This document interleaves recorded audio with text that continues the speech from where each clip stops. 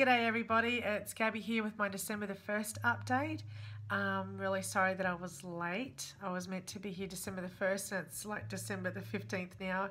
We lost a friend at the end of November. There was some nasty stuff happening on the internet that I've never faced before, and just sort of retreated from that, pulled back emotionally and personally, lots of stuff. There's just so many things going on. But I'm really grateful for the women that keep calling me back. So thank you, because there's moments where you just think, oh, it's just too much. I'd rather just sit at the back and pick weeds or jump on the trampoline with the kids. It's just this big world. Sometimes it's way too much for me to comprehend. But it's lovely to be back. And I do want to continue on with this and share my journey, encourage those that are on their journey, share the things that work and the things that don't work. So I'm back. So December the 1st, I weighed in at 95 kilos, which was a loss of 2 kilos for the month of November. I didn't exercise in November, so that would explain that. But also, it was month 4 for me. So I guess I was expecting things to slow down a bit towards that sort of 4-month, 5-month period. But total loss then is 20.7 kilos. So I've written down, I've gone from 255 pounds to my American friends, and from 255 pounds down to 209 pounds in 16 weeks. And my waist went from 46 inches, yikes, to 38 inches. And my goal is 39 inches. So I'm closing that baby in. I know the last couple of months are going to take longer, but I'm still really focused on getting these goals. I'm going away with my eldest son to Queensland in June, and that's going to be really exciting. So I've got my sights set on that month. I really want to get down to my goal weight by that month.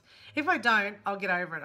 I can just sort of brush things off, but I really would like to get down to 70 at least kilos. I'm not sure if I'm looking at the right hole because it's so dark in here. Hopefully I'm looking at the right one. So my goal is to get down to 70. My goal waist is 30 inches. My goal for February the 1st is 89. And I'm not freaking out about Christmas. I'm seeing a lot of people freaking out about Christmas. And to me, I'm thinking, man, this is like a piece of cake, because low carb, high fat, I don't sort of see, apart from not being able to have some potato salad when we have the Barbies, I really don't feel like I'm missing out on much. So I really hope that everyone can sit back and have a look at what they can eat instead of what they can't eat. For me, it's a lot easier that way. I don't like looking at the things I'm missing out on. I'd rather enjoy the things that I can have. So Christmas, I'm just planning it all. I have a plan written out, menu written out, things that I want to eat, things that the kids can eat, that sort of thing. The kids still eat rice and pasta and bread and that sort of stuff. So they're sugar-free, but they still have those other bits. You know, they'll have their fruit. The little sugar detectives, I still call them. Like whenever we go out, they know how much sugar's in what. They're always checking things, and they still have oh yeah, I said fruit. Yeah, so they still have their fruit. Every now and then we'll get them a treat. They had like a full sugary ice cream thing the other day, and they said that they didn't like it, so that was like a win-win situation. I think that's about it. Now, I still intermittent fast, so I had my last meal at about 7 o'clock. I don't eat at night. I don't eat again until about 1 o'clock the next day, sometimes 2, sometimes 3 if I'm really busy. I love the warmer months mean that I can get up and start painting again and all that sort of stuff. And so sometimes I just get carried away. I'll be so busy I forget that I have to eat. So I always make sure I've got some boiled eggs or some bacon or whatever, something that I can just quickly cook up so I don't trip myself up there if there's nothing there. So I'm eating a sandwich or something. I haven't had a piece of bread since I started this, so it's like 18 weeks or something like that since I've had a piece of bread. Don't miss it. Every now and then when I'm spreading the bread for the kids, like if I'm putting some butter on and some peanut butter, every now and then you look at it, you're like, I remember how good that used to feel. But yeah, I feel way too good to go back into that.